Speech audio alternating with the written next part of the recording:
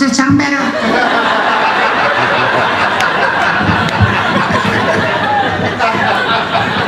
It's amazing what a microphone can do.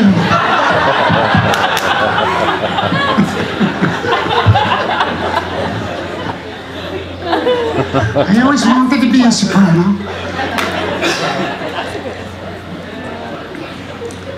It's too hot to be serious, isn't it? For God's sakes. Anybody have any questions? We're going to just hang out. So anybody have any questions or anything? Okay, you have to wait for the microphone. Not only am I old, I'm also deaf. So I need to hear the question, and so does everybody else. Raise your hand. Now she's embarrassed. He's embarrassed. Wait. I just have one question. How's your tummy? My tummy. The volcano over there, it's because of this. It's trying to relieve some pressure from me. It's better, but it's not very good. Not very good. But, you know, I live with that, having a host of alien beings living in my body, from India. You do know that it has erupted 3 times now. Really? It was just twice last night.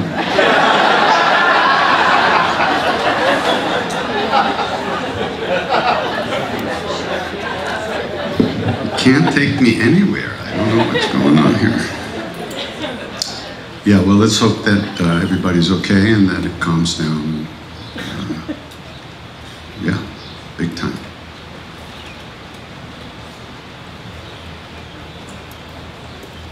So,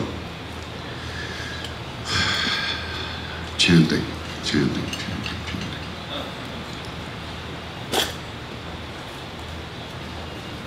So, oh, no, I was waving to my friend. I'm sorry? I thought you had a question. She was waving to her friend. Oh, sorry. You have a question? Oh, you're waving to your friend. Oh, I don't think you love it. I see. You know? I'll have a good one later. Okay. I was All right, so we won't get serious. What can I tell you? Somebody asked something. Okay, that gentleman right in front there. You have to program me today. Hi, just wondering if you chant when you're not performing.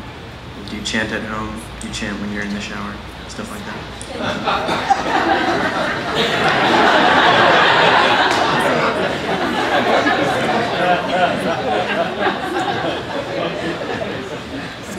Okay. Well, first of all, when I'm chanting, I'm not performing. First of all. And I don't remember what else you asked. But you know, yeah, I do. But when I was very depressed and not doing well, and I had an epiphany in my room when I was living in New York, and I walked from one room to the other, and I was struck with this understanding that if I did not sing with people, I would never be able to clean out the dark corners and the shadows in my own heart. It included, in fact, it wasn't going to happen if I didn't sing with people. Shit. Screwed right from day one, right? Couldn't I just stay in my little apartment and sing? No. But that's good, isn't it? Here we are. So, even though it's interesting when I sing with people, I feel that there's a quality to it that's different when I'm home alone. Although it's evening out a little bit over the years. It's richer at home now a little bit. But when you're at home trying to do it, you know, kind of, it's different. Which is the power of satsang, you know. Buddha, in Buddhism, as Joan was saying, you take refuge in the 3 jewels, the Buddha, the Dharma, and the Sangha, the satsang, the group of seekers. It's refuge, it's comfort, it's sharing the path. Very big thing, it's a big thing. People gather with one, basically the same intention, you know, it's very powerful. We help each other, so. And in India, they many times chant the whole village. In the old days, before TV, you know, and radio, whole villages, the only thing they had was the music, the chanting together. They would chant and pray and do all kinds of things together as a group. It was very powerful.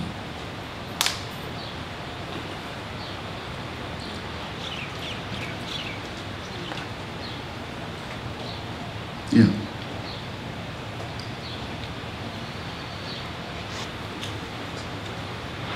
Okay. I would love to know two things. One, if you were a musician before all of your time in India, and two, how you found the harmonium, or how the harmonium found you, or your teacher, or just how that started. Well, yeah, I don't know that I'm even a musician now, but I was playing music before I went to India, guitar, blues, and stuff like that, and rock and roll.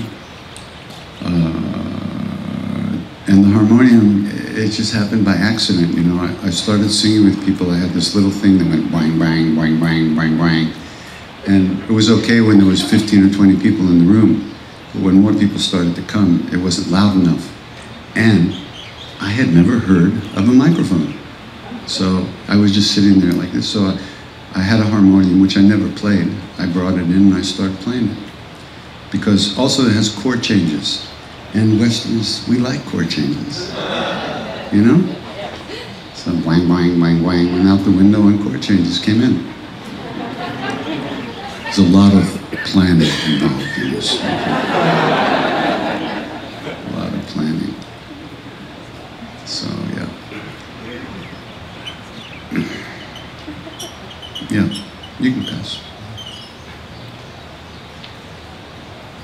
Kind of based on the last question, could you just share a little bit about your transition from maybe the first life in music to the current life in music, and whether that was a gradual change or something that kind of hit you and you came back from India and you became who you are today? I think it's a struggle that I constantly deal with or experience with, kind of one foot in the householder world and one foot in the spiritual world, and I'm oftentimes envious of people who get to do this every day. They're yoga teachers, they're working in healing centers, and I'm just curious about your experience because it's fairly vast or fairly different from the old life to the current life. It's not so different. I do it sitting down. Poor Mick, he has to work out, jumping up and down on the stage, you know. Forget about it. I get up, I sleep, I sit down, I sing, that's it.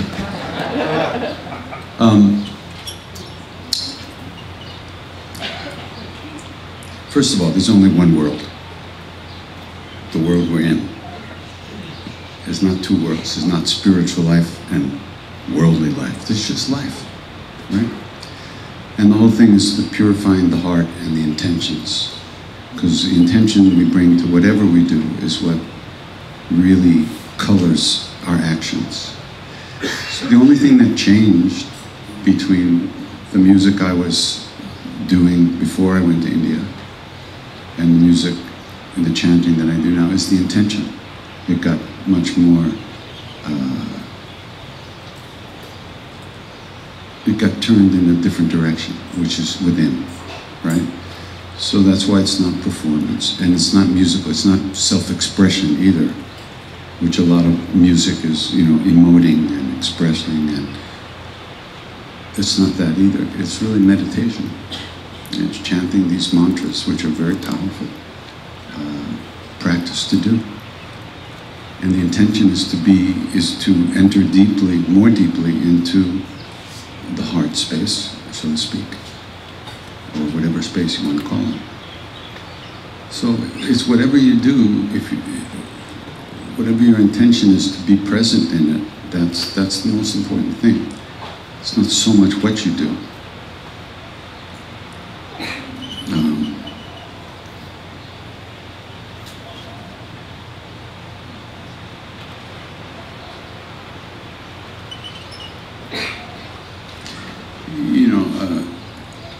was singing music before, there was a lot of pain, a lot of unhappiness, and through the music I was looking for a way to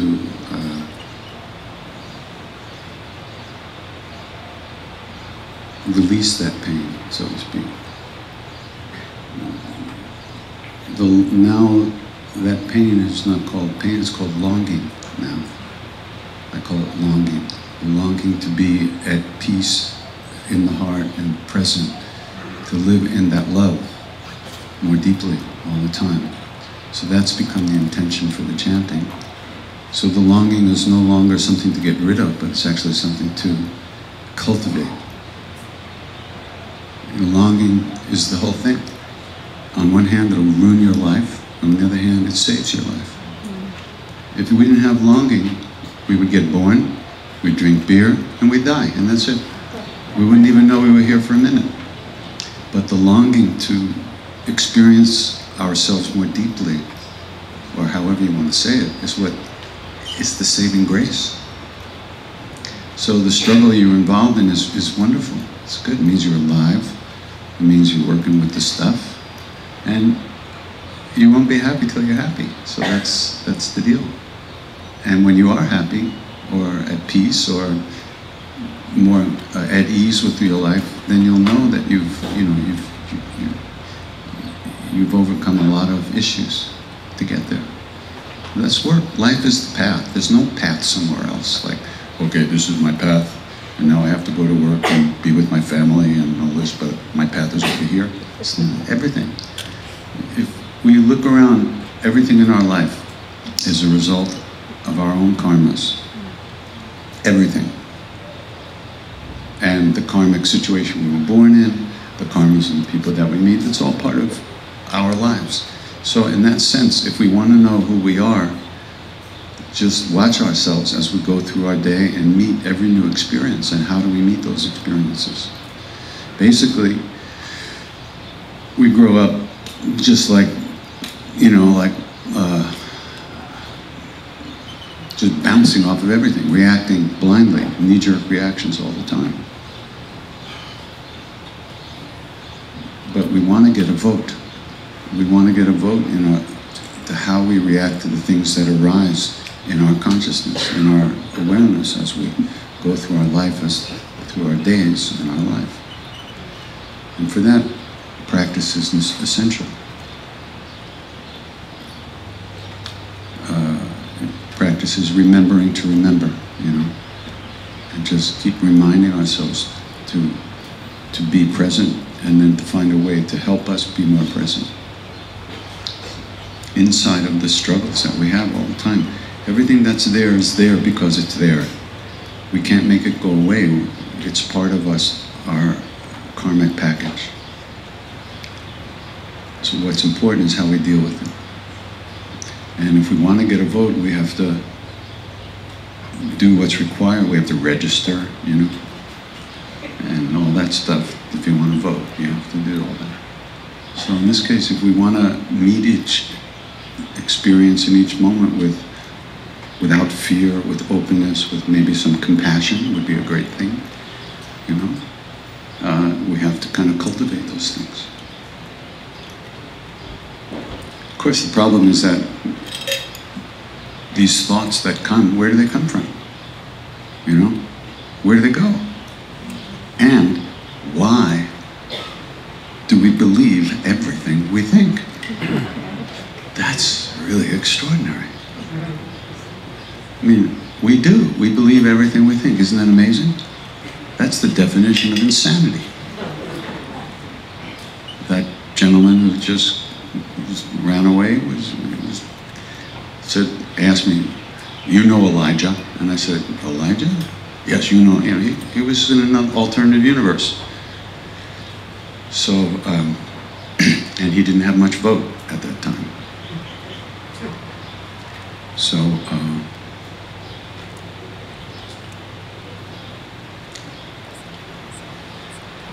the thoughts are coming all the time. And we immediately, our awareness, consciousness grabs onto them and we think we're thinking, we're thinking. Now, when Maharaji forced us to sing, back in the old days, in India, the Kirtanwalas were singing every day, Hare Krishna all day. We used to sing with them sometimes, but one of these guys, towards the end of the season, tried to seduce one of the Western women who was with us. So Maharaji found out about it, of course, immediately, and within a minute or 10 minutes, all 15 of these guys were loaded onto a truck with all their stuff driven down to the train back home to Vrindavan. So one of the Indian people said, Baba, you just kicked out the Kirtanwalas. Who's going to sing now?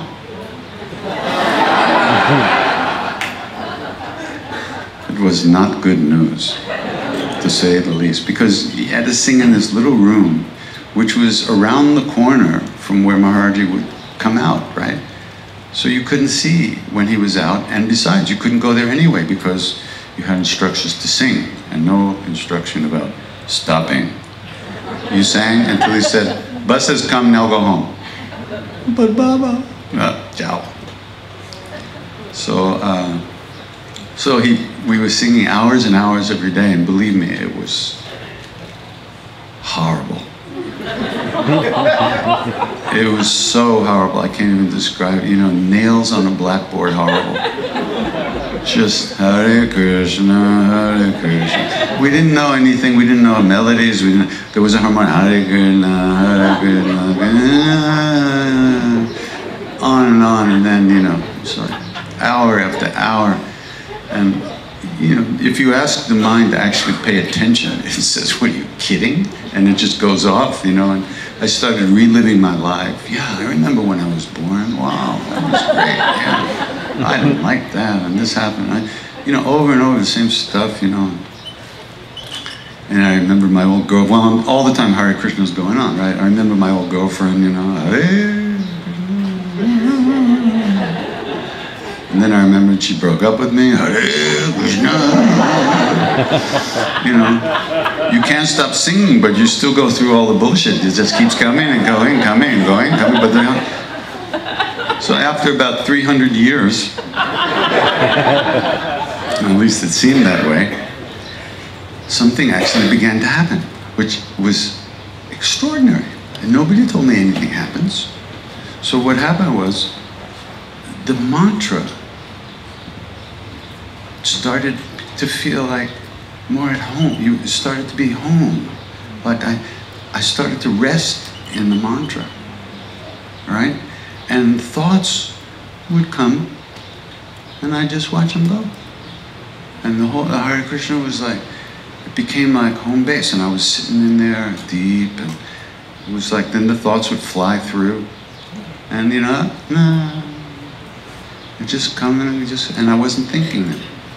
I had shifted, my awareness had shifted from the thought to the space through which the thoughts flew.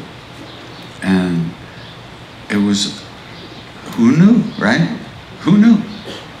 Just from chanting this thing that I didn't understand over and over and over, that something like that. It was a big thing. It was my first glimpse of what one of the things that chanting can bring. And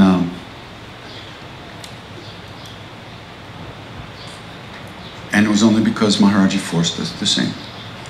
I mean, look at the whole Leela, right? They had all these guys up from Vrindavan, professional, guys who did it all the time, and they were singing. One of these guys was a little like, hey, and he came on to one of the girls, and they were sent home. So we had to sing, and then because we were forced to sing, something happened.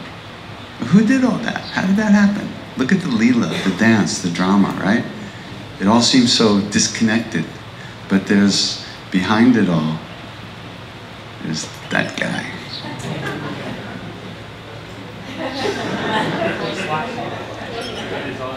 Huh? Yeah. So that's how he taught, by the way. People always say, well, how did he didn't teach like lectures and books and initiations. No, he just kind of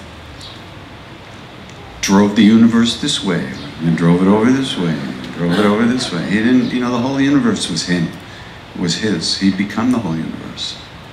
And because there was nothing in there except compassion and kindness, everything that happened and happens in relation to him is for our own benefit. These great beings have no reason to be here, you know. They don't care if the warriors lose today. You don't care either? Wow.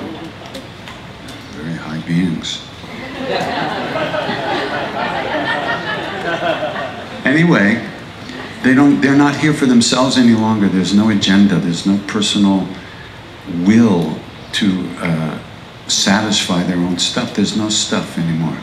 The reason they're here is because we are all one, and they know that. They have become that, and so we are actually a part of them, and they are a part of us. And if we think we're suffering, they're only here to help us out of that situation. And so everything that happens in relationship to a being like that is to help liberate us from suffering. So everything that happens, all like that, all this stuff.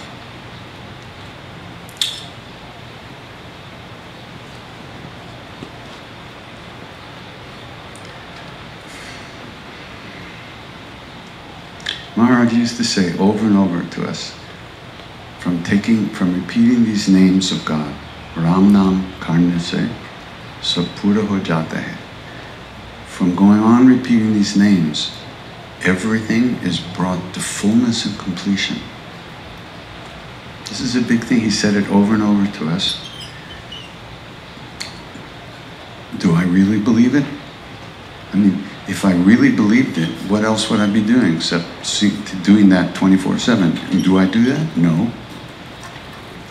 But yet, I heard it over and over, and so I know it's true. So there's a part of me that's always aspiring to enter more deeply into that space. But you still are who you are, you know, we still are who we are. We've got all our stuff going on, all the programs, all the agendas, all the things we want, all the things we don't want. So into that, we add a practice. Into ourself as we are, into our lives as they are, we add this new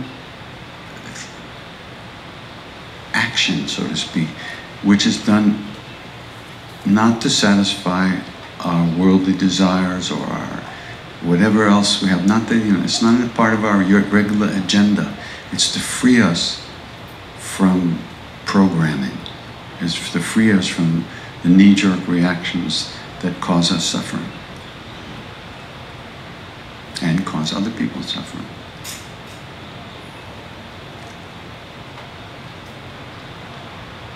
I don't know how it works. And could I tell you 100% that it does work? No, I can't. We're all in process. We're all in process.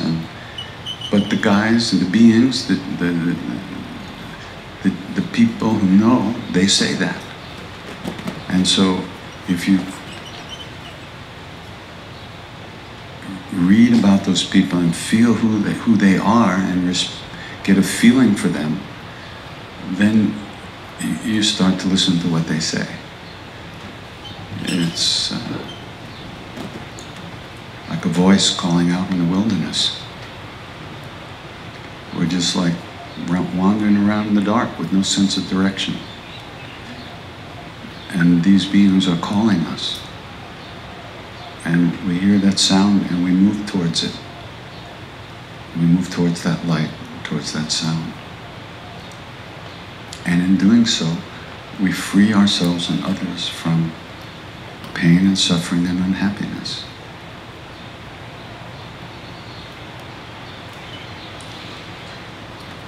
There's a question out there. Where's John?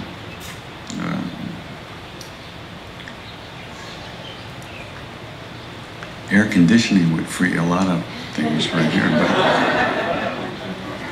Obviously, we didn't do enough mantra to bring the air conditioning in. You kind of started answering the question that I had. I was wondering, you're describing a journey towards feeling the love that you felt from your guru. I've been studying Paramahansa Yogananda's teachings, and I'm starting to feel an opening of connection that's bigger than me. But I yearn so deeply to feel the love that you felt from your guru. And I'm wondering, is that possible now with him not being here? And I know he said I'm not going anywhere, but is it possible for us, even though he's not here with, I don't know him personally, but can I still feel that love that you felt? Yes. How? That's your problem. Help me. First of all, we're the ones who aren't here. He's here. He's awake. He's present. He is the bliss. He is the nirvana that is our true being. He is this moment. He is this moment then. He was this moment before. And he's blinking to me in that light right now. So, we're the ones who aren't here. Let's get here first and then see what else we need to know. That's the whole deal. These beings are awake. That's the whole thing. They're present. They're not programmed. They're free of their programs. They're free of personal, egocentric suffering. They're free of me-ness. You know, we're the ones who aren't. So let's, before we let's, it flips over. They're here, we're not. Let's get here and see what it is. Yeah. Somebody pick somebody. Hi. No trick questions. Well, I'll just build on her question actually, because I'm really curious. You had a guru on your path in the body, and have, yeah. And I think that the question she actually was going towards was, how important is it for others to have a guru in the body on their paths? Can you define what in the body means? Someone that's there that can teach you, that you sat in front of. It sounds like he didn't give teachings, but teachings in his own way. Mm-hmm. So one of these, you and I have come into contact with another being in the body that could be considered a teacher. And so I'm curious on that, how important that, that's how I would define in the body. Yeah, okay, we'll play with that. But yeah,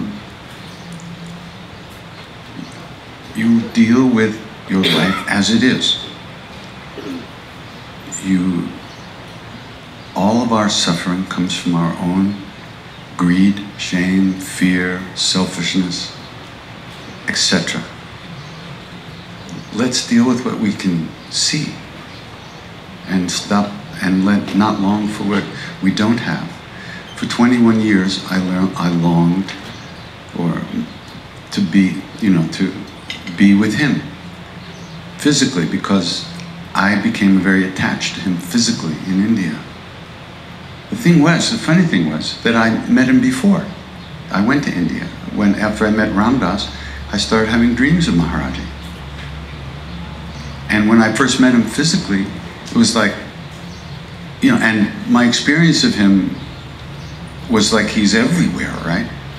So when I met him physically, I walked into that room and saw this little guy in a blanket. I was like, how does all that fit in there?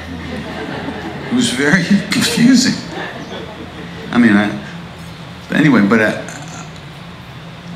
So I got very happy around him most of the time.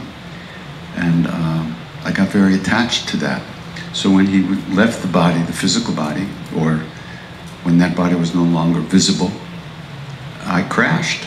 And so for 20 years or so, I didn't do a damn thing except self-destructive things and moping around,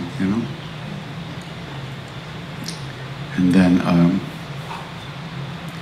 but then like I said, I had that epiphany that if I didn't sing with people, and I wasn't really singing much, very little, but if I didn't sing with people, the understanding was it was just the shadows in my own heart that were causing the suffering. And that I had to find him, or I had to find that love within myself, so to speak.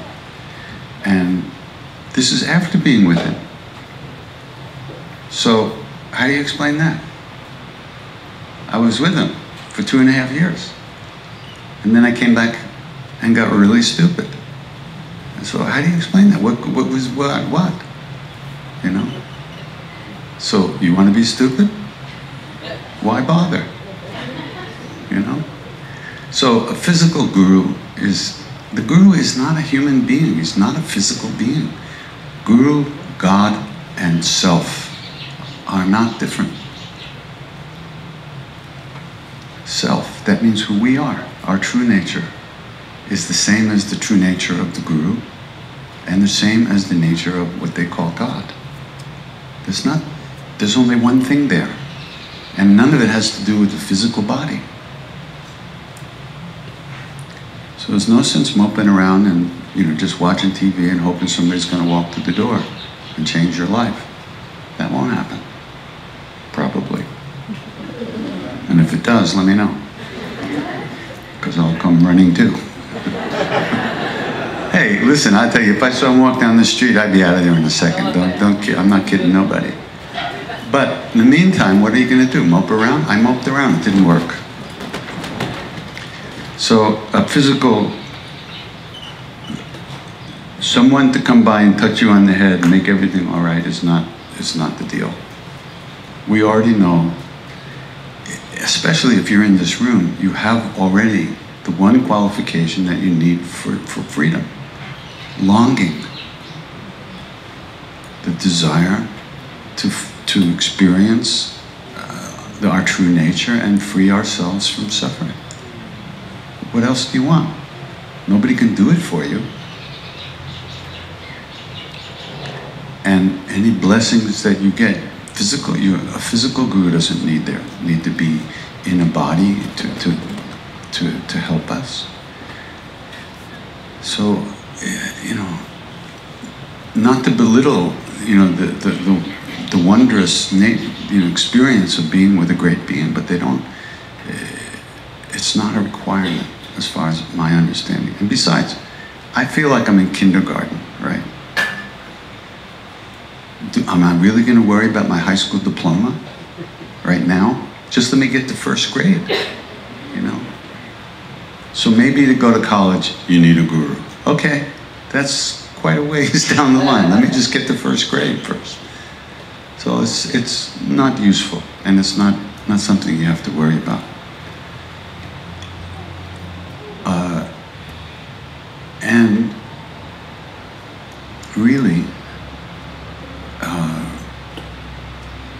there's a beautiful shloka, Guru Brahma, Guru Vishnu, Guru Deva Maheshwara, Guru Sakshat Parabrahma, Tasmai Shri Guruve Namaha. And it's usually translated like, the Guru is the creator, the Guru is the preserver of the universe, the Guru is the destroyer of the universe, the Guru is that supreme being right before my eyes. To that Guru I bow. But there's other ways of interpreting that. The Guru Sakshat, everything I see, Sakshat means right before my eyes. When you take everything in your life as the Guru, and you develop the kind of openness and humbleness to take life, what comes to us as a teaching, to help us, it changes everything. It transforms your whole life. We stop fighting against things. We stop defending against things. We stop roping off places in us that other people can't come. We see our stuff and we work with it. We take it to be the teaching that we need at this moment. This is the real Guru. The Guru is the inner presence. And it's not even inner, it's just a way of saying it, but it's the presence in which we live and which lives within us. This presence being, it can't be anywhere else but here, because we're here.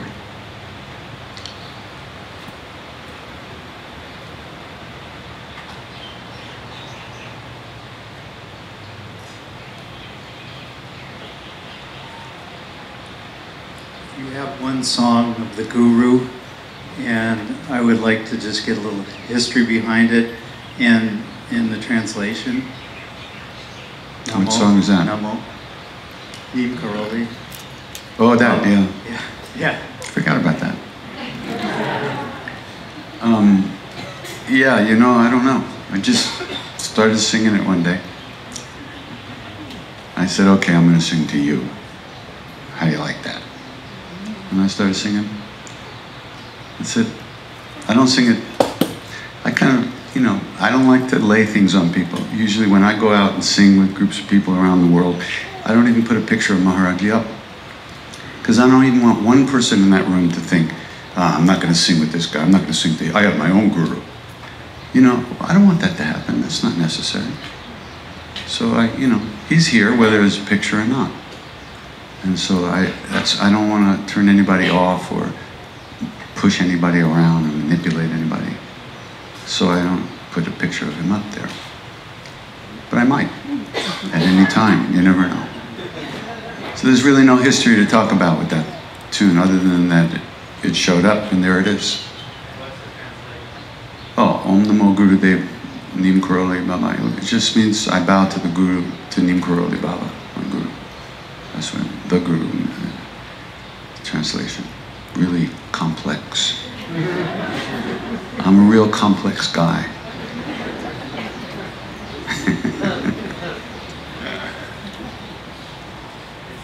Hi. Yesterday you touched on a period when you grappled with some suicidal thoughts while you were in India, and I was hoping you might be willing to talk about that a little bit more, in that I think we're spending a lot of this week hearing about a lot of the large lessons that this community has taken away and their great experiences, and I think it might be helpful to hear about a period of struggle, what led you there and how you came out of that as well. I came out of it? I didn't notice. Or didn't go further on that path. Who knows? I might have done it already. Yeah. Well, so I've said this before, but there was a lot of love around Maharaji, a lot of sweetness, and a lot of single people. So people would start, you know, getting together. I used to go back, at one point we were all staying in this hotel, the Indian devotees place in Nainital, which was about a 45-50 minute bus ride from the temple. We'd go back and forth. So I used to just go to my room and go to sleep. Apparently, other people were doing other things. I had no idea. And so we'd be sitting with Maharaji one day and he'd look at this man and woman and they go, oh, you're friends. They're friends. Isn't that nice? They're friends. Huh? A couple of days later, he'd look and go, oh, you're good friends. They're good friends, isn't that? No. A few days later, okay, you're married, go back to America, see your parents. Not me. I was totally dedicated to not leaving his feet. That was my job, staying as close to him physically as I could. That was my deal. That's what I wanted. And it's not the only thing I wanted. I wouldn't mind getting laid once in a while, but that wasn't going to happen because this other thing happened, right? So I wasn't going to do that. So,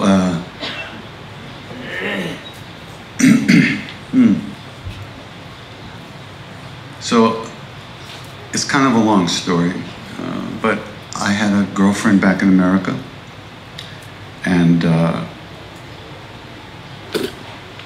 we had had a very nasty, not nasty, but unhappy breakup.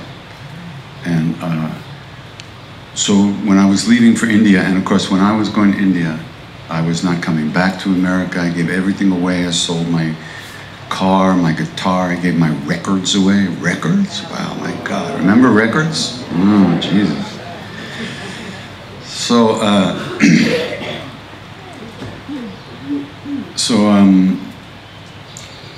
we were driving down from New Hampshire, where we were staying with Ramdas, and then going to my mother's house, and then getting on a plane. But we were driving through Providence, Rhode Island, where I knew this woman lived.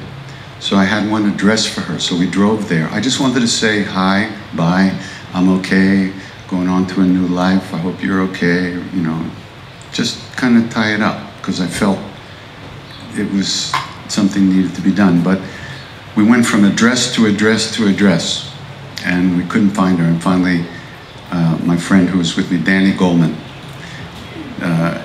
he had enough of that, so he said, I can't do this anymore. Okay, so we left. So 2 years later, I got a letter from America. A mutual friend of mine and this woman, Gail, had heard that she was in a mental hospital in New York. And she went to see her. And Gail was basically catatonic. She didn't speak, her eyes were closed. And this friend sat there for a few hours. And at one point, Gail opened her eyes and looked at this woman and asked about me. And then she closed her eyes again and was gone. The next day, Gail escaped from the hospital and killed herself.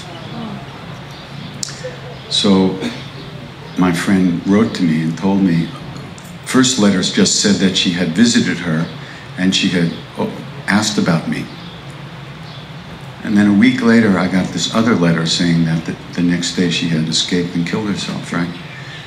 And all of a sudden I realized that when I got the first letter, because of the amount of time it took in those days for a letter to get up to the mountains in India from America, I recognized that when I got the first letter, she was already dead. And it was like a shock, you know, really like a gut punch. Because I had been thinking, well, maybe I'll go back to America, maybe I could help her, blah, blah, blah. I was thinking like that, and then I realized when I got the first letter, she was already dead. So I decided that at this point, I was getting over hepatitis. I almost died of hepatitis, by the way. Yeah. And I was recovering at KK's house. And so I said, well, when Maharaji comes back to the hills, which he wasn't around at this point, I'll speak to him and I'll ask for blessings for Gail. So sometime later, maybe a week or two, he came back to the hills and other Westerners started arriving back in Nainital and we started going to see him. And I kind of forgot about Gail. I just forgot. And I never, so one night I was asleep and she came to see me. You know, she had bangs and her eyes were like this. She said, why didn't you help me? Why didn't you do anything for me? And we were walking down this road. Now, this is very psychological. We were walking down the road in front of my mother's house. And as we walked, I was kind of talking her down. It was like an acid trip, like our friend today. And I was talking to her and her eyes started to soften, you know? But as we passed my mother's house, I went inside the house. I left her in the road, in the street. And I went inside the house and I closed the door behind me. And when the door closed, I woke up and I was just like, you know, like, whoa. I was like sweating, I was flipped out. Right? So I got up right away and ran to the temple. And I dragged Dada in with me to Maharaji's room. And so I'm explaining to Dada the story. I'm telling him the story about Gail. And as I'm telling Dada the story, Maharaji is repeating over and over in Hindi, "Do din se pehle, do din pehle, do din pehle," 2 days before, 2 days before. And the minute I stopped talking to Dada, before a word was explained to him, right, because he supposedly doesn't understand English, he looked at me and he said, 2 days before she died, she thought of you. That's why this has come back to you. Bob hit me on the head and said, don't worry, she won't bother you anymore. I said, Baba, what about her? Will she have a good birth? Yes, she'll have a good birth. And it was exactly like that. Like I said, Mitty had gone to visit her And then 2 days later, she was dead. Which is exactly what he said. He knew exactly what had happened. So then, he started to tease me. Oh, Krishnadas cried when his wife died, but he'll have to get married again. Blah, blah, blah. And you know, like, he would just tease me all the time, and I was just, I don't know, I was like very shaky, very shaky. Like, one time we were sitting in front of him and a whole bunch of people, and he points like next to me, like there was this guy sitting there, because sometimes he would ask me to translate simple things. So he points to this guy, I thought, and I said, him? Nay. And so there was another guy behind him. Him? Nay. Then behind that guy there was this woman in the group, and I said, her? He said, yeah, you want to marry her? No, he said, do you love her? And I said, oh, Maharaji, I love her so much as a sister. And he cracked up. He said, oh, Krishnadas is very clever. Bahut chalak.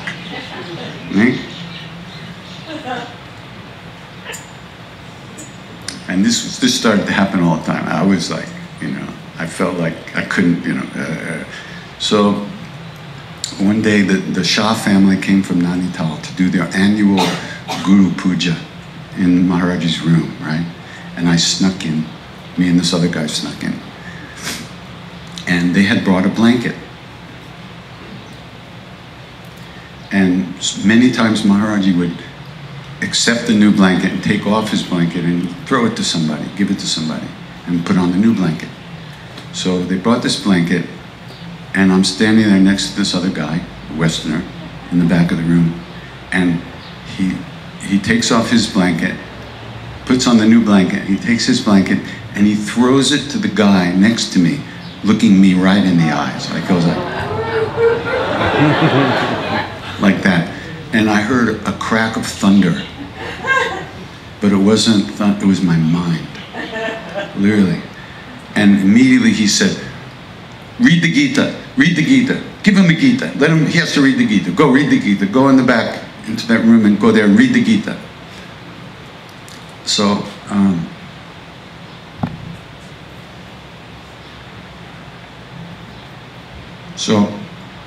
I'm sitting alone in this room in the back, and I open the book and the Gita, and I open to the page. It says, "The soul is not born. It doesn't die. You can't cut it. You can't wet it, etc., etc., etc." And as I'm reading this, the book kind of falls from my hands, and in the floor in front of me, there's this smoky, dark, gray, blackish whirlpool opening up in the floor in front of me, like in slow motion, right? And opening up, and I'm being pulled down into it. And there's just not, there's not even a thought of resisting. I'm just going into it like this. And just before I was disappearing, the guy who got the blanket comes to the door and says, "Krishnadas, huh? What? Maharaji's calling." Okay. And I went up to the front of the temple, and by the time I got to him, I just fell in his lap, and I was weeping. I couldn't stop crying. And he sat there really still and quiet. It was really unusual. Like I said before, he very rarely was still and quiet. It was always, and I could feel this kind of deep vibration entering into me. And he started to speak, and the translator said, "Maharaji is quoting from Bhagavad Gita. He is saying the soul never dies. It doesn't cut, you can't cut it, you can't wet it." Just what I had been reading, those few pages. Then he bops me on the head. He said, "What are you going to do, jump in the river?" I said, "You can't die. Worldly people don't die. Only Jesus died the real death." Why? Because he never thought of himself. Interesting, the way he said it. We'll talk about that later maybe, but then he goes on, he said, "This world is the flow of attachment." Oh no, I said to him, "What am I going to do? All I do is think about myself. I'm sorry about it." He said, "Attachment. Attachment." He goes like that. "Attachment," in English. "Attachment. No, it's all attachment." He said, This world is the flow of attachment. One attachment replaces another, one after the other, after the other, after the other. Someone dies and people cry and they don't eat, but after a few days they're laughing and drinking and eating again. He says, you'll have to get married again. And I said, Maharaji, I want to marry you. And he laughed. He slapped his knee, laughed. Ah, if you marry me, all you'll get is love. You won't get laid. Basically, that's exactly what he said. So, but still, it was a very shaky time. I was very fragile. I really felt like I'd been hit by a truck. And he hit me on the head, patted me on and said, the hard times are over now, the good times will come.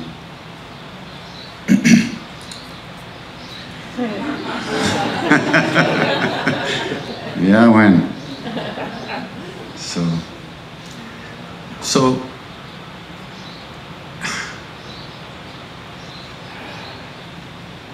you know, as you do these, as you enter more deeply into the path, onto the path, things change, your life changes. We may think that we're not changing. We may think, I think I'm still the same schmuck I always was.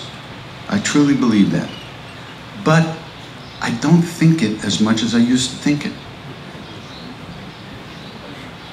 Before I thought it all the time.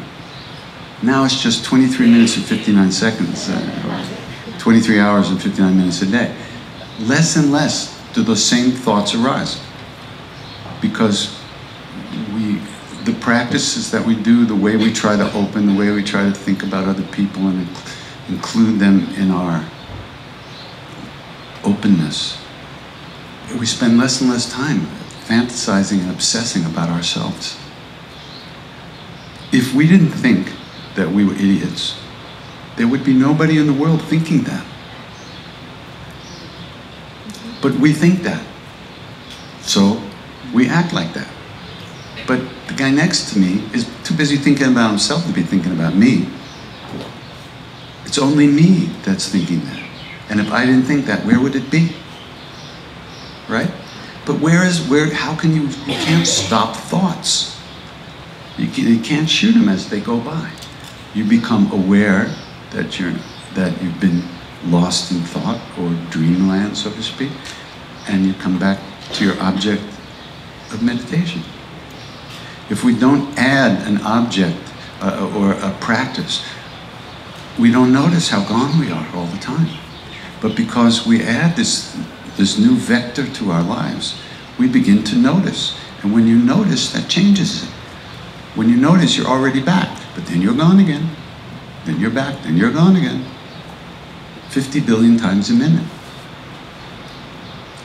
So, that's the deal. So, I confess to you all that I absolutely, unconditionally mope around less than I used to. That's a big thing.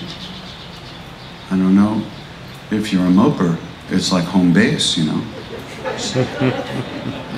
Sometimes I mope around just for fun. Man, wow, it feels so good. I miss it. Not that much. So yeah, so what happens is you just spend less and less time actually believing, those thoughts tend to arise less. And when they do arise, the immediate program is to release, right? And then you become naturally more aware of what's going on, and it doesn't feel as good as, you know? So you tend to become more aware, and then you can release it more. But it's subtle. You don't get to this is not about building a kinder, more gentle Krishna Dasator, you know? It's not about building a better ego, a shinier ego. you don't get to do like, wow, it was a great meditation today. This is fantastic. Tomorrow will even be better, right? It's not like that. It doesn't. When Maharaji said, only Jesus died the real death because he didn't think of himself. He didn't mean he wasn't just sitting around thinking. He said thoughts of that, those kind of thoughts, the me thoughts, no longer arose in that being. Like Buddha said, oh house builder, you will build no more houses for me. Just before his as a recognition of his enlightenment, he says to Mara, he says, you will build no more houses, you know? No more constructions, it's over. So that's full enlightenment. Those thoughts of me don't arise anymore. All we do is think about ourselves all day long. Me, where am I going? What am I doing? What should I do? They like me, they don't like me, I'll wear this, I'll wear that, I'll go here. I gotta do this, all day long. We write, direct, and produce, and act in the movie of me. All day long, every day. And then we write reviews, which we read and get more depressed. There's no way to stop that on the same level it exists. You just keep letting go, calming down, letting go, calming down, letting go. Ram Nam Karne Se Sapura Hojata, from repeating these names constantly, consistently, repeating these names, all our karmas are brought to fruition and completion. What we need comes to us. What's not useful for us disappears from our lives.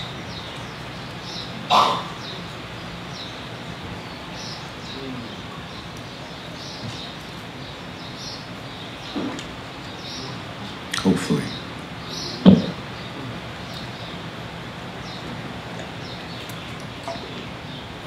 So the lovely thing about kirtan is it creates this beautiful sense of we. Yeah? And it feels like it's accessible to many kinds of people. Mm-hmm. People who know they're on a spiritual path and are doing it for that reason. And people who are spiritual beings who may not have discovered their spirituality, but when they do a kirtan, they can relax into the we in ways that may not be accessible in other parts of American culture, at least. So my question for you is, knowing that the space that you bring is brought into many places across the country, I'm just wondering where the kirtan space is sprouting up, especially among people who are millennials and younger. Can you? I know that I've heard of you performing at the transformational festivals, where my 25-year-old daughter often goes to. But I'm just wondering where the experience of the we is happening in this country at this time. If you can just... I don't know. You don't know? No. Yeah. It's happening right here, I think. Yeah, oh, clearly. And other places where you bring this. I'm just wondering where in the country this happens. I could look at my schedule and tell you. Okay, all right. I don't have a clue. You think I think about these things? No, actually I don't. That's why I don't know where I've been. I don't know where I'm going. Nina will tell me and I'll go there. I was trying to figure out a way to ask. It's the public health person in me that wants to know where the resurgence of the we is. Is the public healthy? I don't know. Yeah. Well, no, it's I'll tell you, I sang at Google. I remember I sang at Google. That was nice. And then I went to San Quentin, where the real spiritual people were. And that was fun. You know, anywhere I go, it happens. By Maharaji's grace, it happens. Wherever it is, I don't know. There's no, you know? Yes, and that's the curiosity in me, is where, again, this sense of we is occurring in this culture, in this country, where we does not happen so easily. The we is not the important thing, really. I think that's the public unhealthy part of you. Tell me a little more about that? Well, it's not the sense of we, it's the sense of many eyes in the same place. We is a lot of me's, but it's a sense of actually the breaking down of all this thinking about ourselves and entering together into a deeper space The we is definitely the social part of that, and that's a secondary effect, which is good if it makes people more conscious and more caring and more compassionate with other people. That's good, but it comes from each one of us individually releasing our stuff and moving inside, and that happens here, wherever that is. So I don't really pay much attention to that. You're welcome.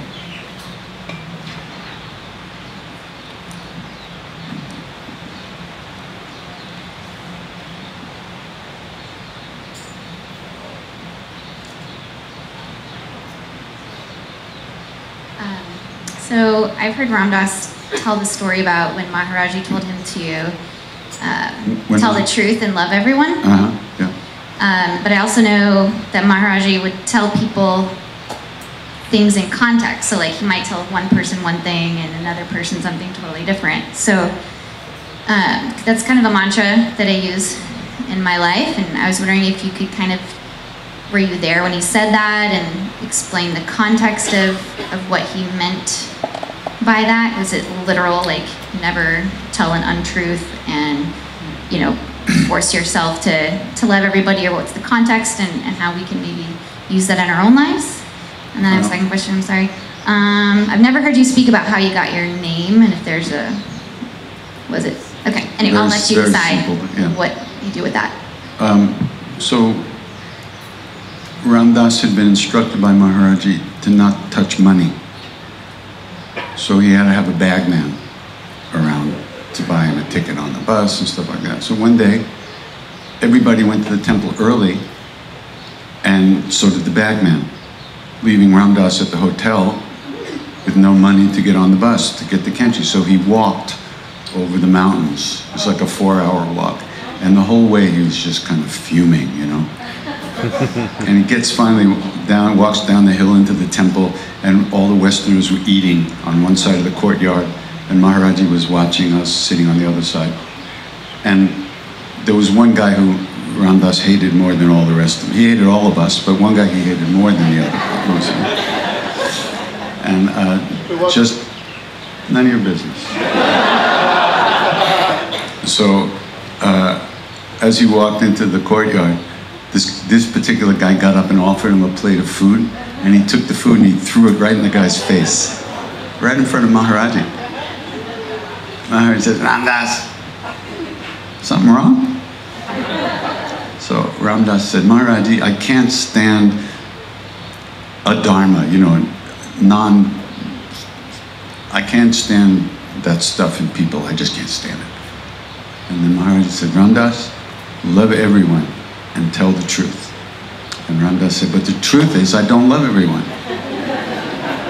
And then Maharaji looked at him, nose to nose, eye to eye, and said, love everyone and tell the truth.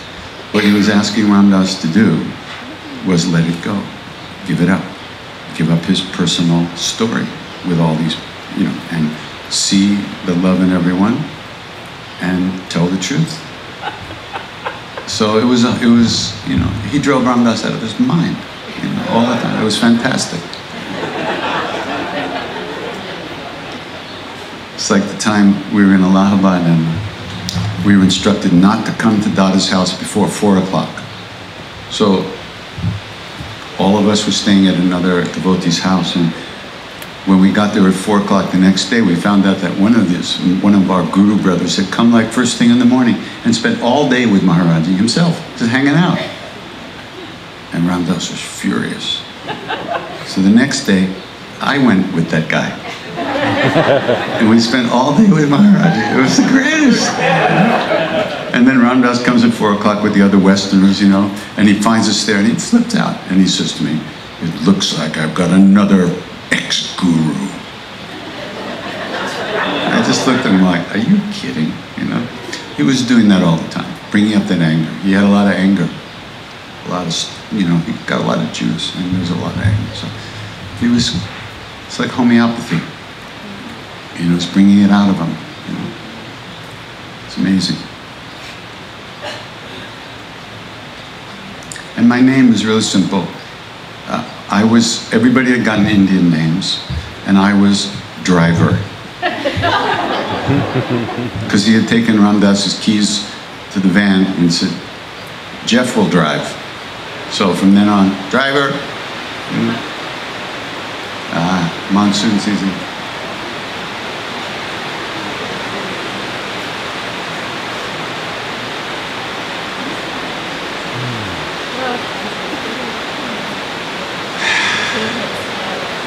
Beautiful.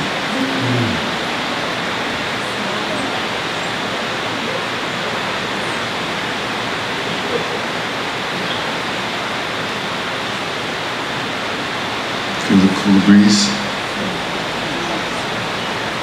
My first year in India, in the monsoon season, stepping over puddles and watching out the drips, and it's like everything was so wet all the time. The second season, second year, I was like, yeah, it's so wet. The third season, I didn't even notice. Wet. That was it. Yeah, so one day I got called in.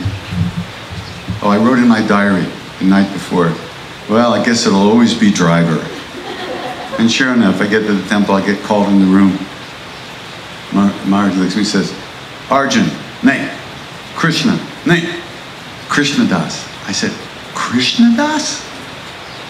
What's this? I'm a Hanuman kind of guy. What is this Krishna Das stuff? And he just laughed. And he said, it's okay, Hanuman served Krishna too. And he did. It's a beautiful story in the Mahabharata where there's a great war between the good guys and the bad guys, right? And Arjuna was the greatest warrior, and Krishna was his charioteer. He drove his chariot in all the battles, right?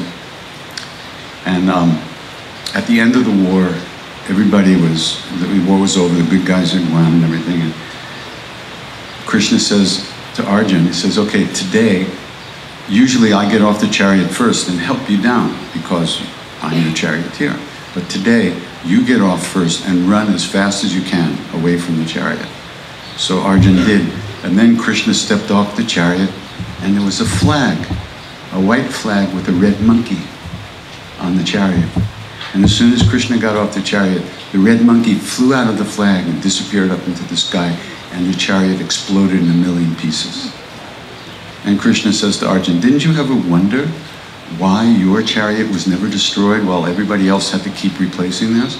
And Hanuman absorbed all the weapons, all the blows, all the missiles, and saved you over and over again. What a monkey. Maharaj used to say, they say Hanuman's a monkey. He used to say that a lot. Bandarji. They say he's a monkey. He used to ask us, who is Hanuman? And we would give all the stock answers. The servant of Ram, this perfect servant. He said, Ram ki swas. He said, the breath of Ram. Hanuman is the breath of Ram. I don't even know what that means. But it sounds great. The breath of God.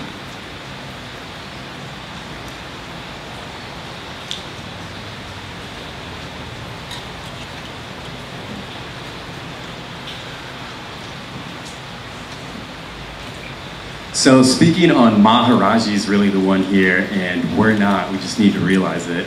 Do you ever get frustrated that more people don't realize it? I guess the real question besides me? Yeah. Or if you find yourself talking to someone who's particularly closed-minded, they don't really want to hear any of this stuff. You mean more closed-minded than me? I don't think you're that closed-minded. Yeah. Thank you. Especially in America right now, it seems like it's a pretty crazy landscape right now, and so. I think so. So do you have any advice for transmuting that frustration into compassion when you are talking to someone who really has their mind already made up?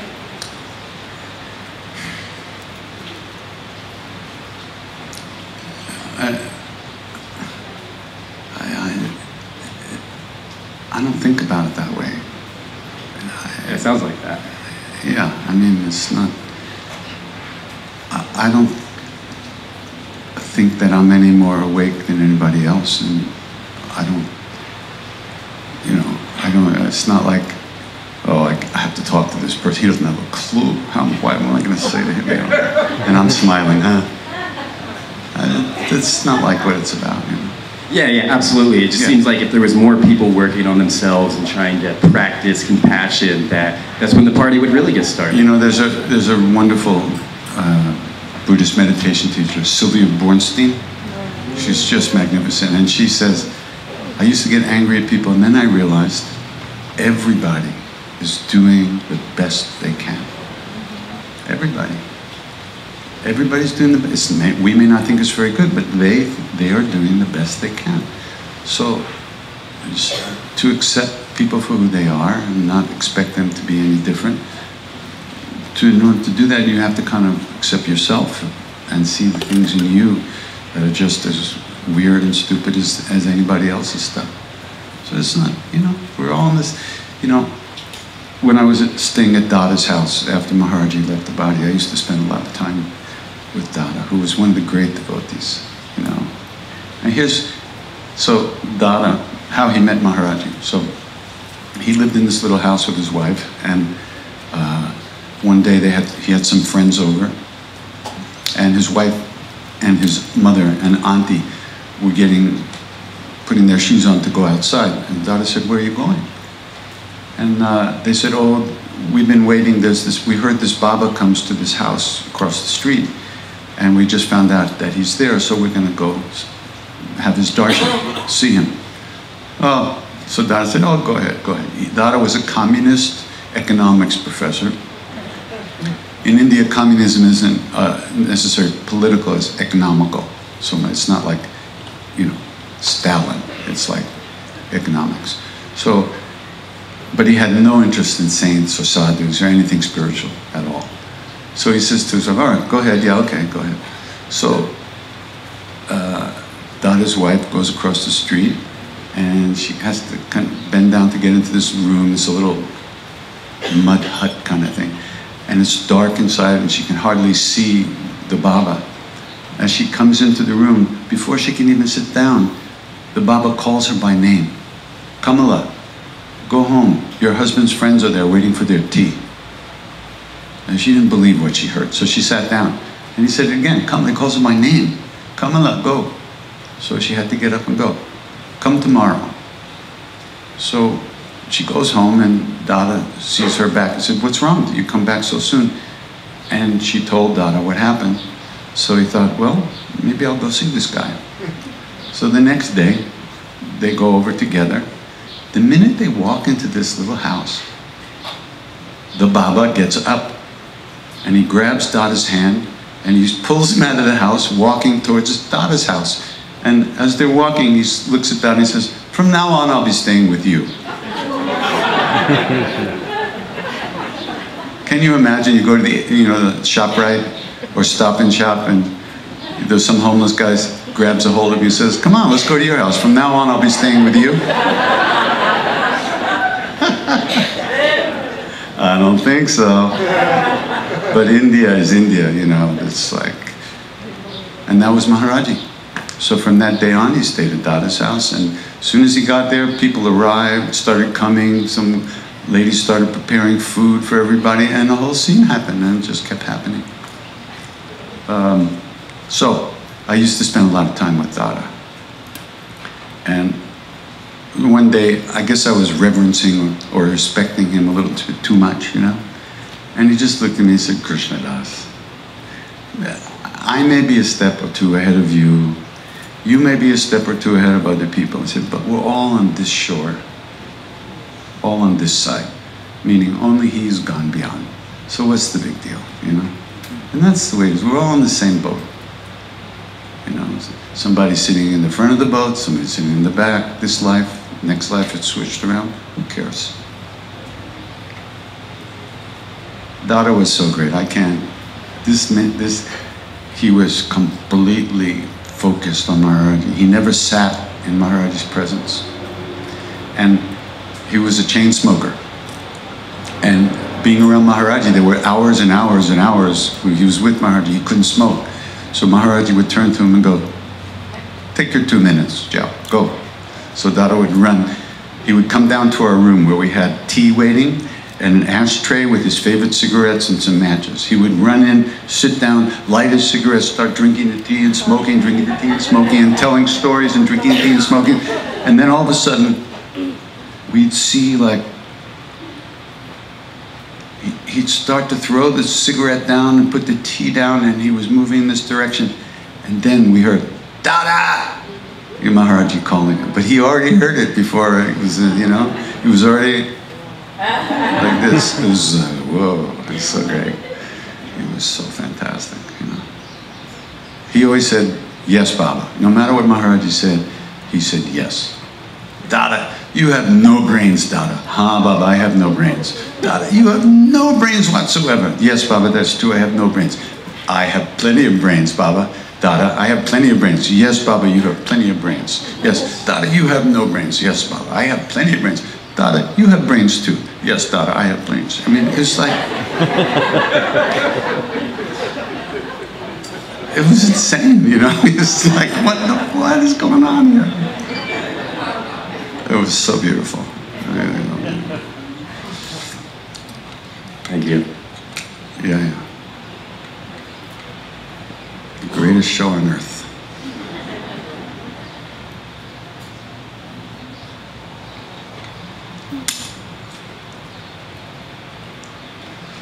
One time I was at Dada's house, and he was going to take me upstairs he made some room on the upstairs for people to stay. And he was walking up the stairs, and he was old, he was in his 80s at that point. Walking up the stairs, and so Krishnadas, he says, it's so hard to come up. Wow. And he's walking up, he puts the key in the room, he says, so hard to come up. And he says, looks at me, he said, so easy to go down. He looks at me. Thank you. Hello. Where are you? Hi. Hi. I'm noticing anger arising in me in this moment, and it comes from Well, I'm saying, you're noticing what? anger. Anger. Oh, okay. And it's coming from like spiritual bypassing and complacency. I don't know what any of that means. Can you explain? Yeah, it came up in the statement of in this lifetime you'll be at the front of the boat or the back of the boat, and it's hard to digest that. I'm sorry. Yeah. Forget it. Doesn't matter. Be happy, don't worry about it. You're in the front of the boat anyway. Yes, I am very grateful. It's more about seeing unarmed black men being killed in our society, and that is where the sadness and anger comes from. I see. Well, of course, it had nothing to do with that. What I was talking about, we're all on the same boat, and we're all on this shore, so to speak, you know, of enlightenment, and we're all trying to get across the ocean of samsara into freedom, all of us. And of course, there's no, I was not in any way condoning the way people are treated in this culture. Absolutely not. Right? You understand? Yeah. Okay. Anything else? Anything else? You okay? Yeah, thank you. Okay.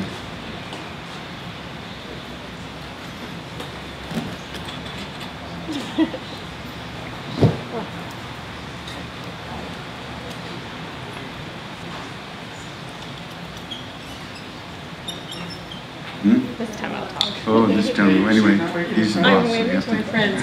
Hi, I have a question for you now. I'm not waving to my friend, Ananta. I'm Melissa. Very good.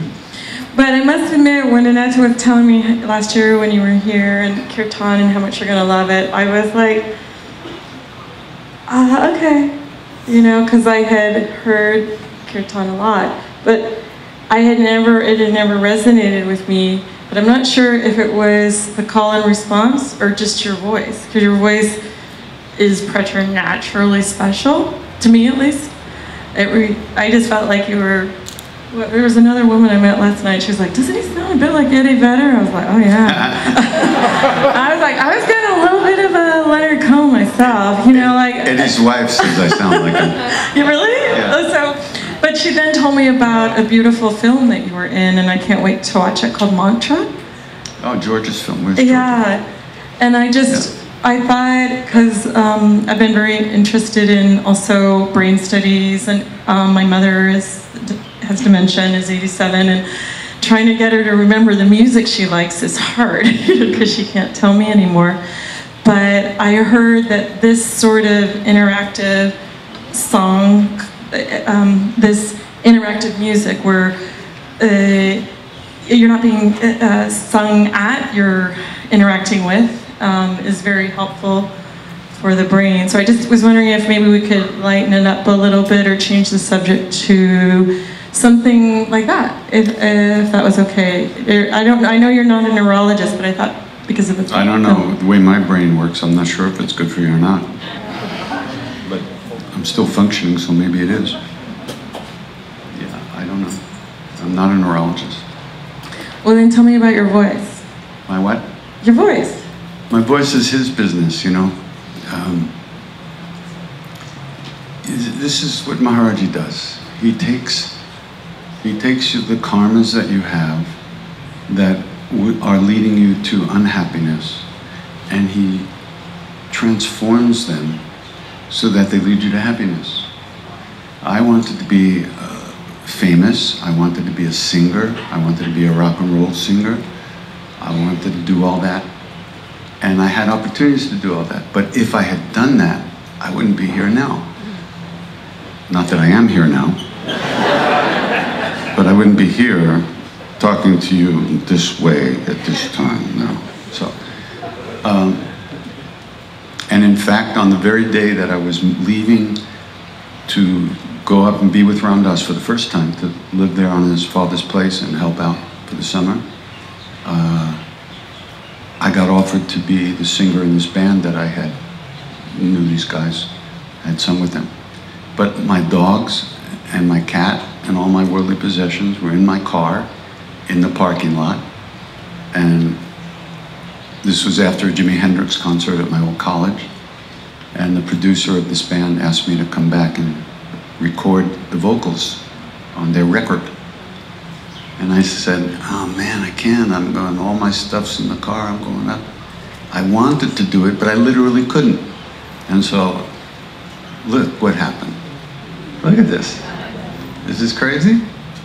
So, that person who I wanted to be, I get to be doing it in the service of love instead of the service of ego. And that's the deal. Because of him, he did everything. I didn't do it. I would definitely go to the lowest possible common denominator every time. But he saves me. So, and he didn't even ask permission. He ruined my life. I wanted to be the singer of that band. Of course, I wouldn't have lasted more than 10 minutes. It's all his Leela. That's the way I look at it. I can't prove it to you. I can't even prove it to me. But that's how I see it. And this is all manifestation of his blessings. He is that indwelling presence in all of us. He's recognized, he's realized that inner being. He is that, the presence that in which we all live. That's how I see him. And that's what that kind of faith is what we share when we get together like this. It's not something you believe or you don't believe. You feel it. You feel it. So, it's all, yeah. Okay? Thank you. Yeah.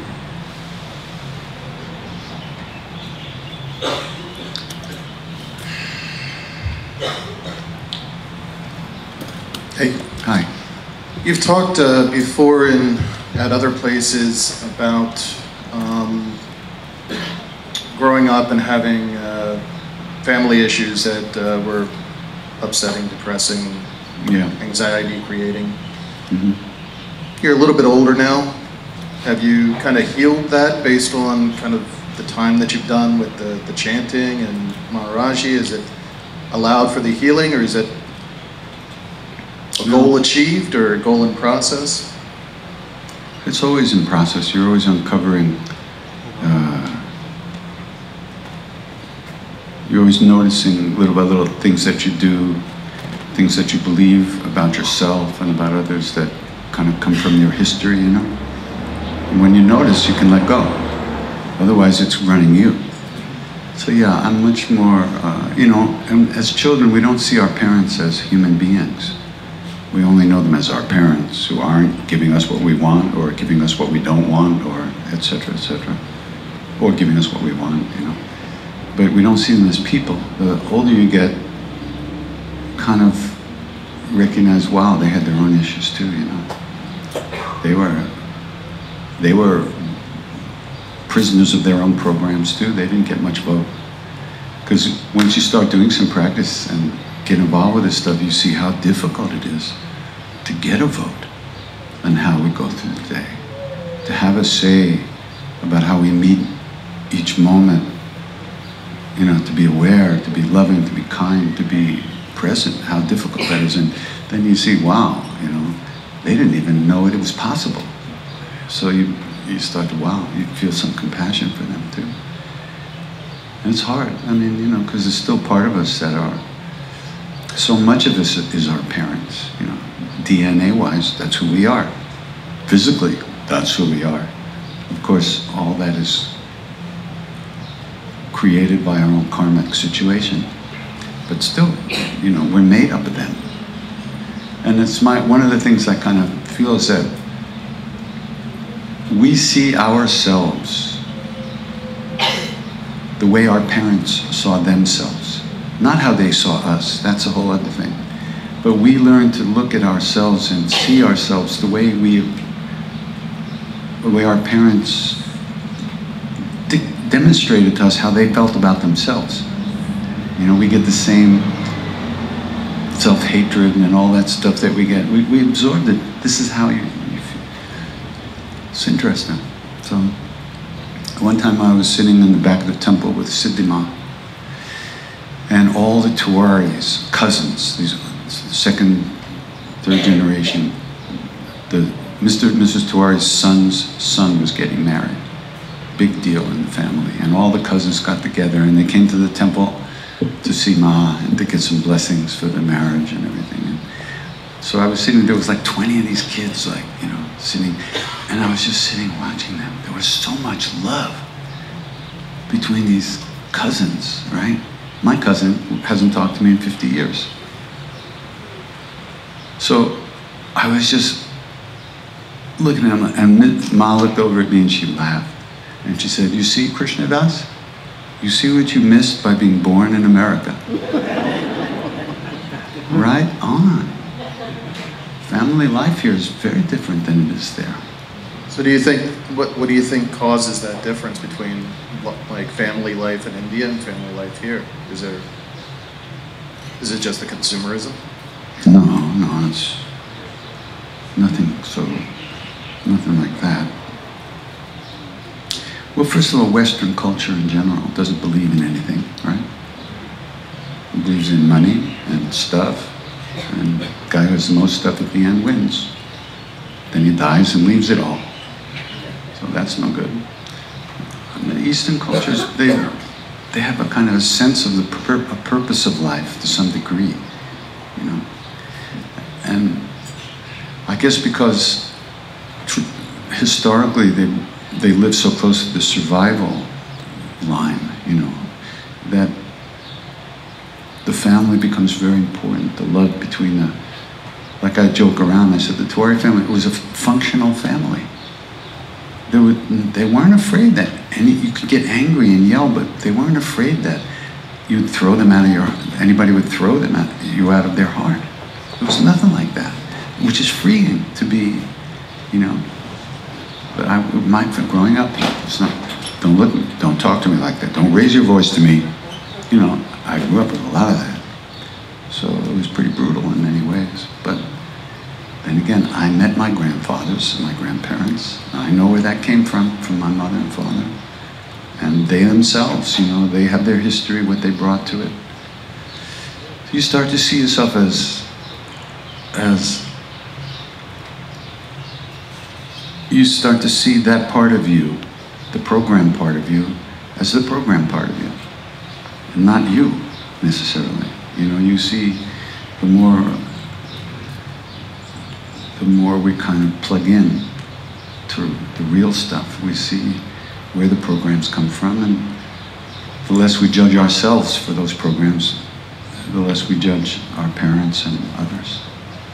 Or pass that on to our kids. One would hope. I'll stop there. But yeah, we do press, you know, I think it does, to some degree, it gets passed on, but you also pass on all the unprocessed stuff to your kids too. There's somebody here, right? Go ahead, yeah. No, you can't. What are you, special? You have a big beard, that makes you special. Here it comes. My question has to do with something that, it has to do with systemic oppression. It has to do with the fact that what I heard you say is that we cause a lot of our own suffering, which I believe is very true for myself. So one, your thoughts on that and what that means for people that have been systemically oppressed. And secondly, systemically oppressed. Oppressed, not depressed. Oppressed. Oppressed. And then secondly, this idea of longing, which I think really resonates with me as both being my pain and something that brings me to freedom. But I wonder when what am I trying to ask here? I'm trying to,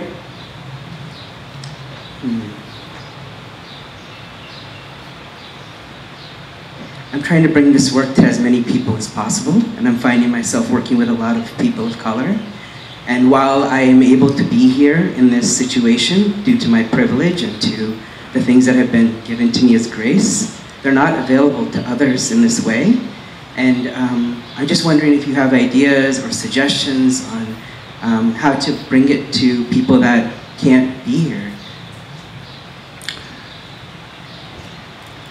I just keep singing. That's what I can do. That's what I do.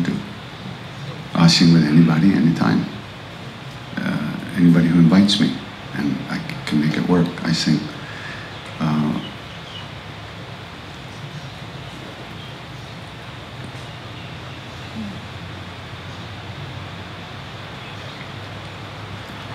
Aside from the details of what you ask, personally, I'm not on a mission to bring this to anybody. That's not my job. My job is to repeat the name of God. That's my only job. What goes out from there is His doing. Where it goes is His doing. Where I get invitations from is His doing. We never did any publicity, or we don't have a booking agent. You know, I made the first CD because I needed to sing with people, so people needed to know what singing with people sounded like. And then that went crazy all over the world. So that's His doing. And the more one understands one's own suffering, then one can feel the needs and suffering of others. You do whatever you can to help anyone, anytime. Recognizing that each person is also in their own karmic predicament. And you want to help, you want to do what you can. So I keep singing. That's what I do. So you find out what you do and do it. And, you know,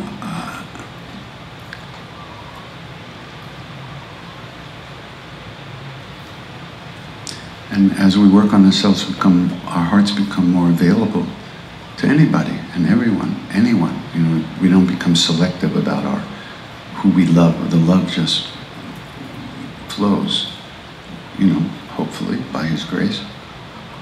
And we try to find ways to help. within our own limitations and what we've been given, we try to help. So that's one thing. There's so much suffering in this world. Where do you start? Where do you start? Where can you look where you don't see pain and suffering? So we just have to recognize what we can do, and we try to do our best, live our best life. Not just for our sake, but for the sake of everyone we meet, everyone who comes into our field, wherever that field might be. Like when I go to India, the same thing. I sang to 2,000 people in this big hall, but everybody had to buy a ticket. What about the 1 million people 2 blocks away? And I spoke to my hosts about it, but nobody could figure out how to do it. I would do it, but I can't figure out how to do it. Maybe there's something in me maybe there's some fear of that, I don't know. But it just doesn't seem to happen yet. So, but I've looked into it.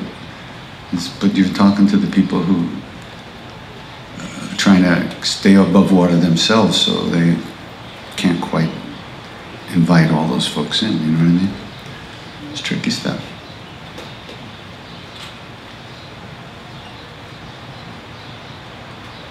But, you know, yeah. What else, anything? First of all, that was really helpful for me, because it helps me to understand through this practice what I'm becoming aware of. And so that's also grace for me, as hard as it is. And secondly, I would love to help you get to as many people as possible, whether it's in the US or in India. So sure. Thank you. Well, talk to Nina. We all work for her.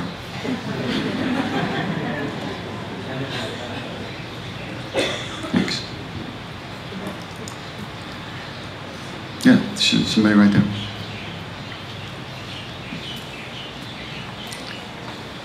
Hi. Yeah, hi. I once heard you say that you thought that Maharaji might be Jesus reincarnated. You should never listen to me. I can't get that out of my mind. Praise the Lord.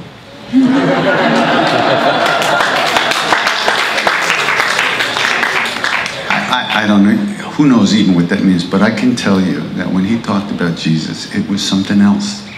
He talked about Hanuman, he talked about Krishna, he talked about all that.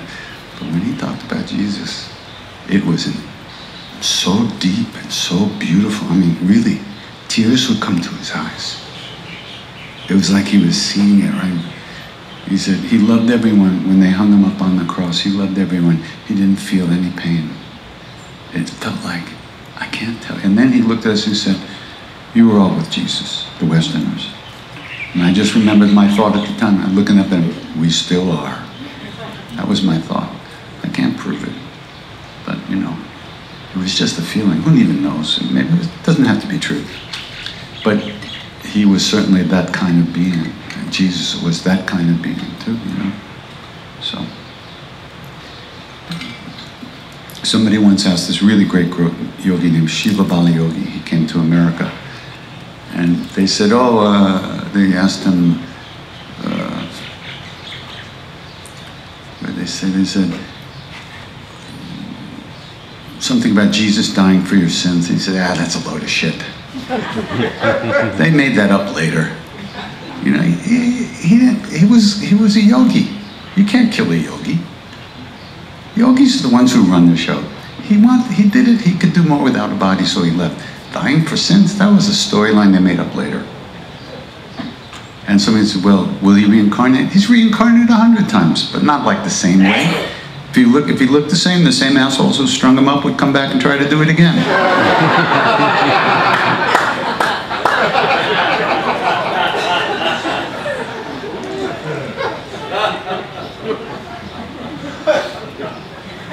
So there you go. Who knows? Thank you. I don't know if Yogi actually said assholes, but that's what he meant. Is this okay? Because I'm feeling a little bit humid. You know? I'm not so sharp.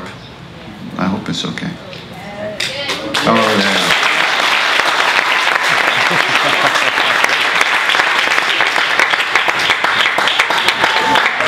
Stop. Okay, I get the message. You're bored and need something to do. Yeah.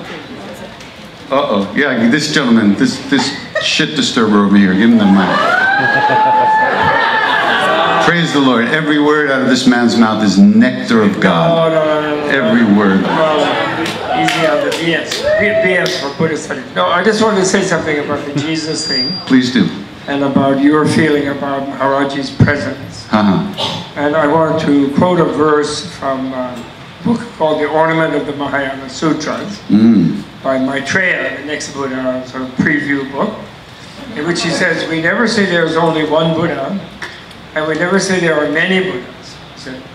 Because on the level of ultimate reality, there's not two Buddhas. They all have the one infinite mind where they're all present as loving infinite presence for all beings all the time. Right. And when they're outside the body, they're more permeating all the beings. And there are no difference between any of them. Jesus, Maharaji, Buddha, whatever. But we also don't say there's only one, because each one gets to enjoy being the same with all the others in their own individual way. And they interact with people in whatever way is most appropriate for the people they interact with. Right. So, you know, be Jesus, be Maharaji, be that. And I have to just say personally that you make me feel the presence of Maharaji, and you always have. Until I met you. I mean, I never met him, of course, I saw him from the car when I would drive by. Yeah. I would be taking some sick hippie to the hospital in Anton, but when I met you, you definitely are in the field of Maharaji. And I really appreciate it. That's all I wanted to say. Okay?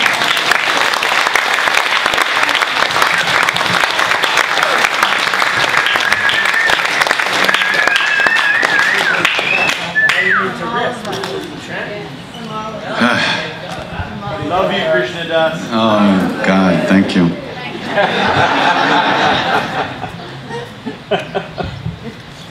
That's why we love Buddhists. They just know why everything is the way it is. The rest of us are just floating around this sea of joy and ecstasy. But they understand it. It's so beautiful. You just said don't pay attention to anything you say. Yeah, right. Don't pay attention to anything. Thank you. Ram. Thank you. That's,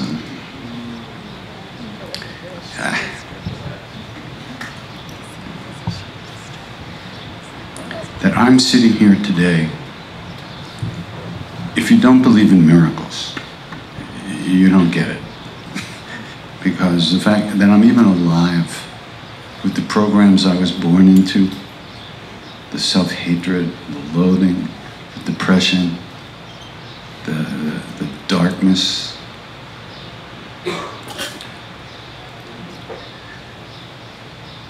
It's a blessing for all of us. So.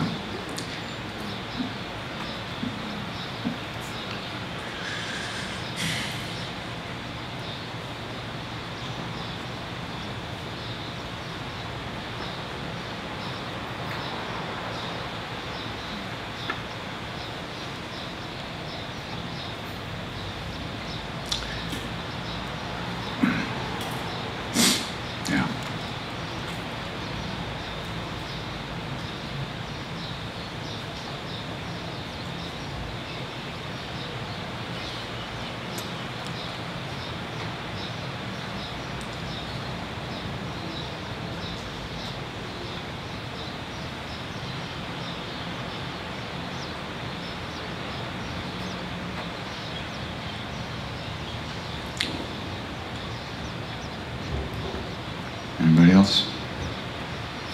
Hi, my name is Brandon. I was wondering if you could talk a little bit more about your struggles and successes with learning to love everyone, and specifically where that question is coming from is sort of piggybacking on the question the young woman asked about sort of how we love people who do terrible things is sort of the way I heard that. And I think for me, as a person who does social justice work, as I'm sure many folks in the room do, there's a paradigm, I think, that is unhelpful to us, in which what's we're a paradigm? a structure, a box, a construct, in which we feel that we need to demonize the perpetrator of whatever harm that we are trying to solve. Yeah. And so for me, it's been a process to learn to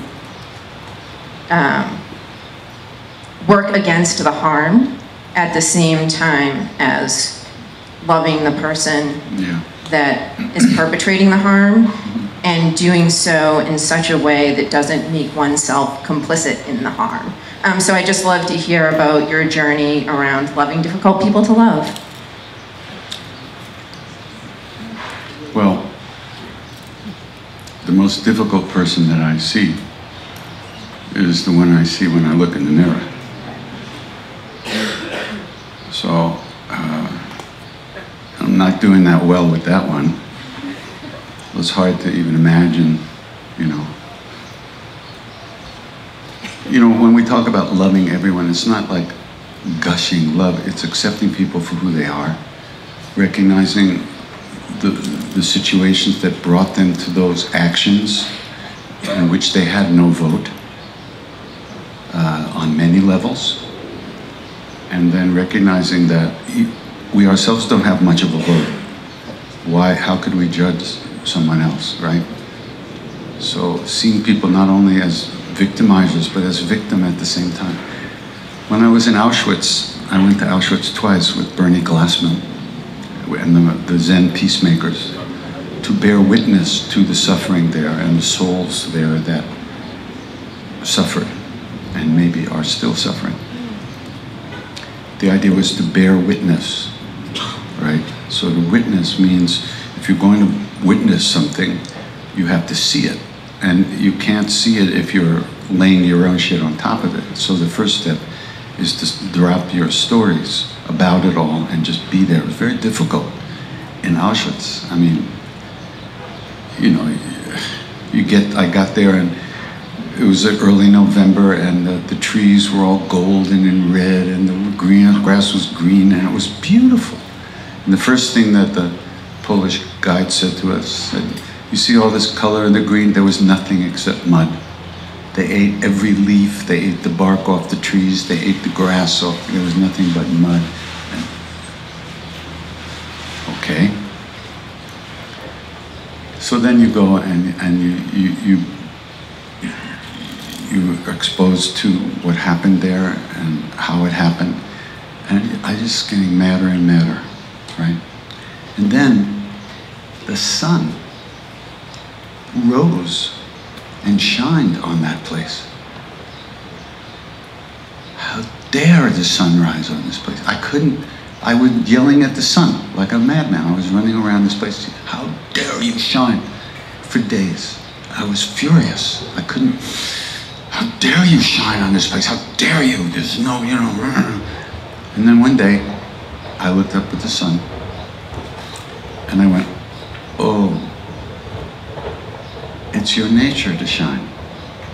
That's what you do, on the good and the bad, the up and the down. That was unconditional love. It shines. It's not conditional to who or what is out there. Its nature is to shine forth. That was a big thing for me.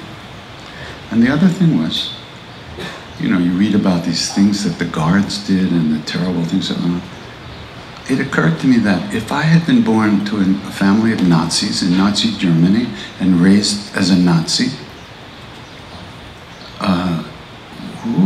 I couldn't prove to myself that I'd be any different, that I would do anything different than any one of those people. Why would I? Is there something better about me? You know, am I not flesh and bone like everybody else? What And don't I myself believe the stuff that I was brought up to believe?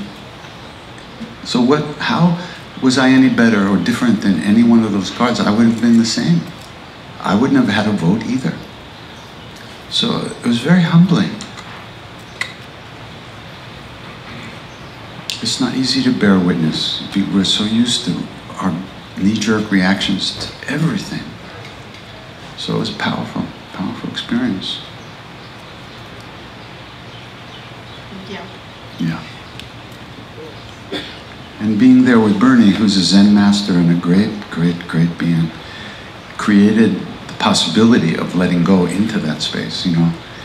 Because at the same time, groups of young people would come and run through you know, waving flags and this and that, all kinds of stuff, and nobody was there to be with the beings. Like one time, I had the harmonium with me because we were touring in Europe. So I took it into the women's barracks. And it's all dark and muddy in there because it was raining at that point. So now, I don't have a lot of, I don't hear voices. I don't see lights. I don't have experiences. I sing. That's what I do. So I got into the barracks and I sat down with the harmonium and I thought, what should I sing? I'll sing to the goddess. I thought, yes, so I can do some Devi Puja. And then I walked into this room and I sat down and I swear to you, I felt like I was surrounded by thousands of beings. It was such a shock because I'm all alone. There's nobody else there except me, but I felt surrounded, right? So from my inside of me, without even knowing, I said, what should I sing to you, right? And I heard back, sing to the children. These ladies had been separated from their children, right? So I sang Gopala, and I felt everybody, I felt the whole, you know, everything was transformed. It was just, so I don't know, you know, you think there's nobody there, there's people there, there's beings there. And Bernie believes that too. That's why he goes every year for all these many years, because he believes that the souls are there, need us to bear witness to the suffering. And for their sake and our sake.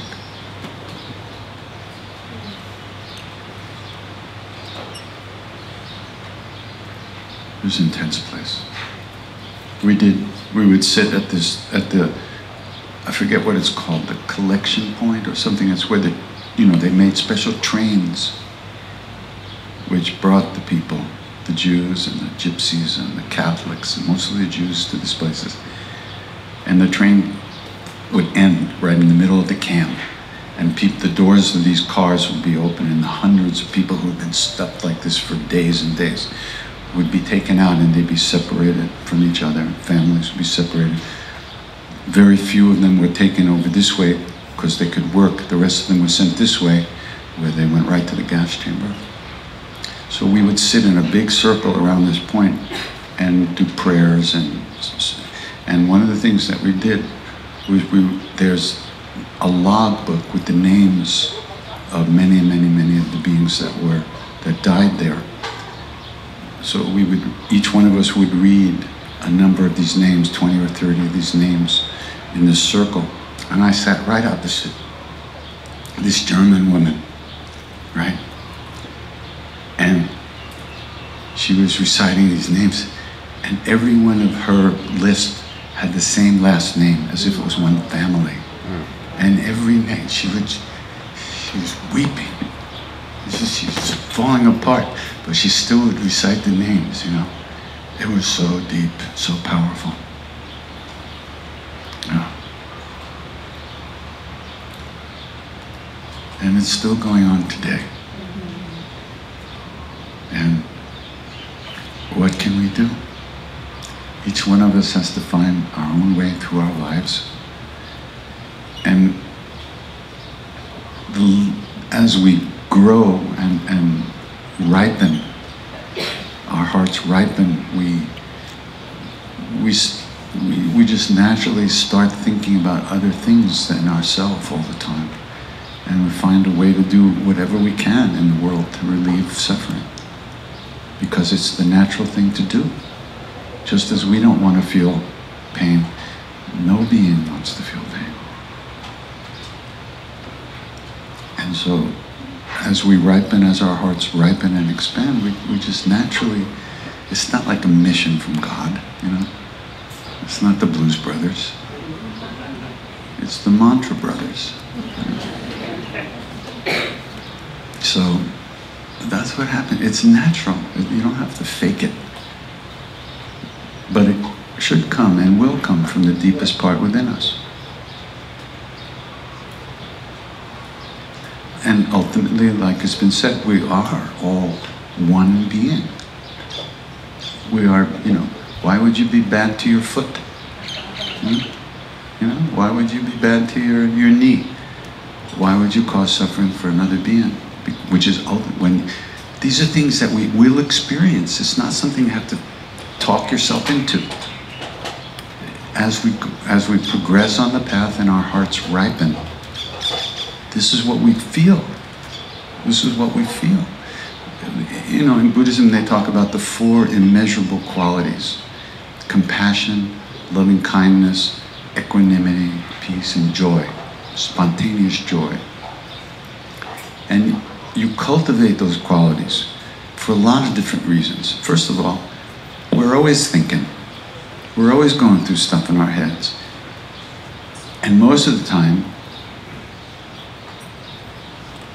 it's critical and evaluative of ourselves and others. So as we cultivate compassion and loving kindness and these qualities, we're replacing those negative thoughts with positive thoughts, to keep it simple, right? And so you spend less and less time creating more negativity in your life. And you're replacing it, and it becomes natural after a while. It's not something you do, it's a natural expression of who we are.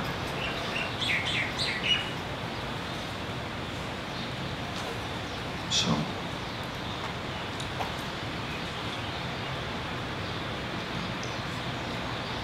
there are people who do great things in the world, you know, social acts, people who work and do things on many levels. Each one of us finds what we can do. If I tried to nurse that baby, it would not be fun for me or the baby. So I sing. That's what I do. What you do is what you do.